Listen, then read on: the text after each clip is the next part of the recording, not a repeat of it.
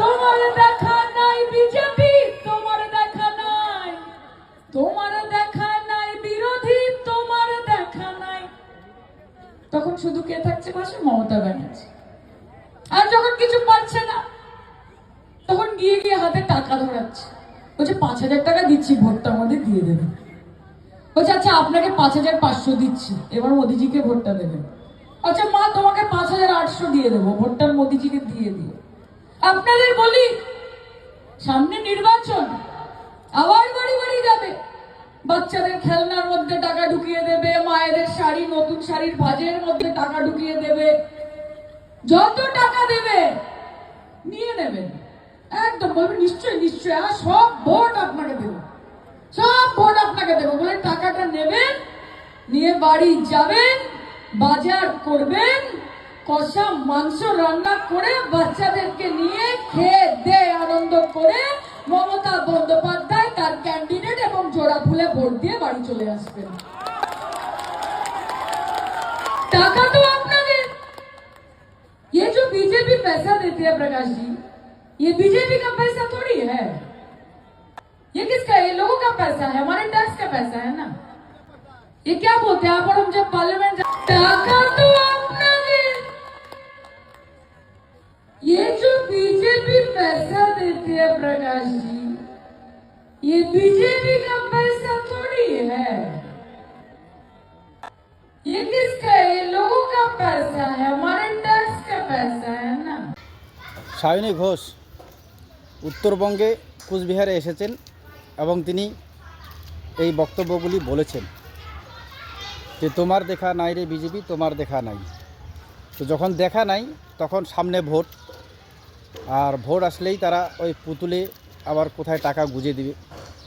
কিন্তু তিনি বললেন যে টাকা নেবেন, নিয়ে সেই টাকায় কষা মাংস রান্না করে খেয়ে দিয়ে ভোট দিতে যাবেন এবং তৃণমূলের প্রতীক চিহ্নে যে দাঁড়িয়েছে তাকে ভোট দেবেন, বাড়ি আসবেন।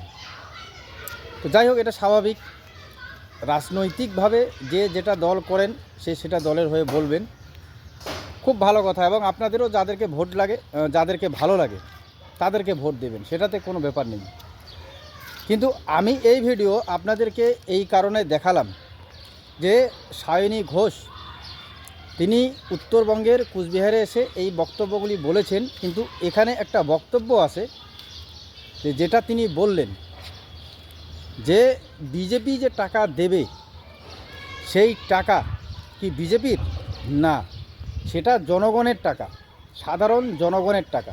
এটা কে বললেন? সায়নী ঘোষ। এবং সাধারণ জনগণের ট্যাক্সের টাকা, তো সেটাই দিচ্ছেন, বিজেপি কোথায় টাকা পাবে? এবং আমি আপনাদের মনে করে দিতে চাই যে যেটা বিজেপি টাকা দেবে, সেন্ট্রাল থেকে যা আসছে তা দিচ্ছে, সেটা যদি জনগণের ট্যাক্সের টাকা হয়, সাধারণ জনগণের টাকা হয়, তাহলে আমাদের রাজ্যে মমতা ব্যানার্জি যে টাকাগুলি দিচ্ছে, এই লক্ষ্মীর ভাণ্ডার,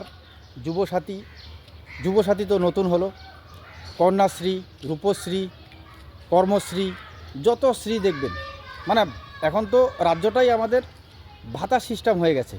এবং অনেকে হেয়ালি মেরে বলছেন যেটা আর পশ্চিমবঙ্গ না, এটা হচ্ছে এখন ভাতার রাজ্য।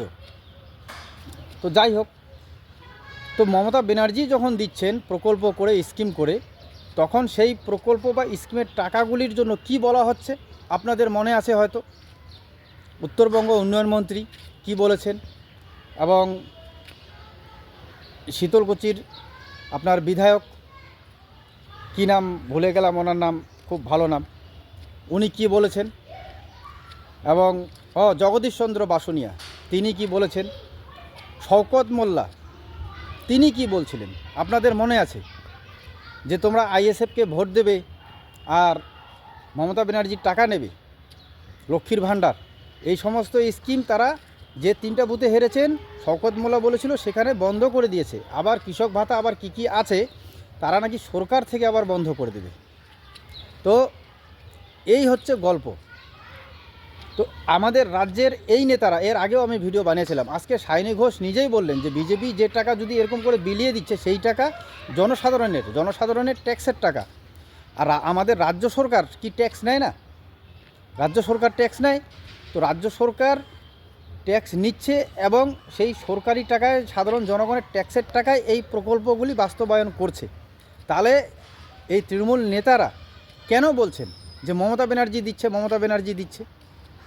যার জন্যে আমি এই ভিডিও করলাম এবং সায়নী ঘোষের এই বক্তব্য আমি আপনাদের, বিশেষ করে উত্তরবঙ্গ বা পশ্চিমবঙ্গের সমগ্র সাধারণ মানুষকে দেখানোর জন্য, যে যখন মুখ্যমন্ত্রী বানাচ্ছে তখন কিন্তু নেতারা বলছেন না যে এটা জনসাধারণের ট্যাক্সের টাকা আপনাদের জন্যই স্কিম করে আপনাদের কাছে ফিরিয়ে দেওয়া হচ্ছে।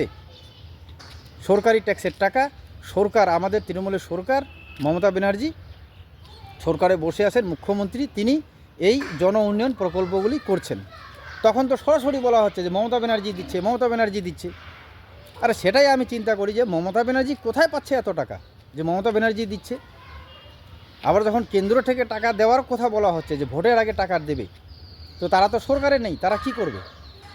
তো তারা টাকা দেবে, সেটা আবার বলা হচ্ছে জনসাধারণের ট্যাক্সের টাকা, জনসাধারণের টাকা। তো এটাই বুঝুন, সাধারণ জনগণকে প্রতি মুহূর্তে কিভাবে ভাষণের মাধ্যমে এই তৃণমূল কিছু নেতা তারা বোকা বানাচ্ছে। লক্ষ্মীর ভাণ্ডার নিতে গেলে তৃণমূলকে জেতাতে হবে, যুবশ্রী প্রকল্প নিতে গেলে তৃণমূলকে জেতাতে হবে, আপনাদের কৃষক বন্ধুর টাকা নিতে গেলে তৃণমূলকে জেতাতে হবে। তো এই হচ্ছে কথা। প্রতি মুহূর্তে এরা সাধারণ মানুষকে শুধু বিভ্রান্ত করছেন যে মমতা ব্যানার্জি দিচ্ছে। আরে সেটাও তো সাধারণ জনগণের টাকা, সেটা বলুন আপনারা। রাজ্যে তো আমাদের স্বাস্থ্য, শিক্ষা, কর্মসংস্থান সেগুলো তো নেই। এই ভাতা দিয়েই আপনি সকলকে ইলেকশনের আগে সকলকে মজুত করে রাখছেন যাতে ভোট ব্যাংক বাড়ানো যায়। তো এবার যা দেখে মনে হচ্ছে আর বাংলার সাধারণ মানুষ এই ভাতার রাজনীতিতে বিশ্বাসী নন। সাধারণ মানুষ বুঝতে পারছেন যে তাদের কি দরকার, তাদের স্বাস্থ্য, শিক্ষা এবং কর্মসংস্থান দরকার। তো এটাই হচ্ছে কথা। তো কাজেই বন্ধুরা সজাগ থাকবেন এবং জনসাধারণের জন্য যতগুলি স্কিম করা হচ্ছে, যতগুলি প্রকল্প করা হচ্ছে, মানে এটা 100% শিওর যে সাধারণ জনগণের ট্যাক্সের টাকা, এই ট্যাক্সের টাকা দিয়েই রাজ্য সরকার আপনাদেরকে ফিরিয়ে দিচ্ছে। শুধু আপনাদেরকে দিচ্ছে নয়, রাজ্য সরকারের যতগুলি সরকারি আধিকারিক আছে সকলকে আপনাদের টাকায়, ট্যাক্সের টাকায় বেতন দেওয়া হচ্ছে। যার জন্যে গণতন্ত্রে বলা হয় যে রাজ্যের সাধারণ মানুষই কিন্তু সরকার। তো যাই হোক, সজাগ থাকবেন। ধন্যবাদ।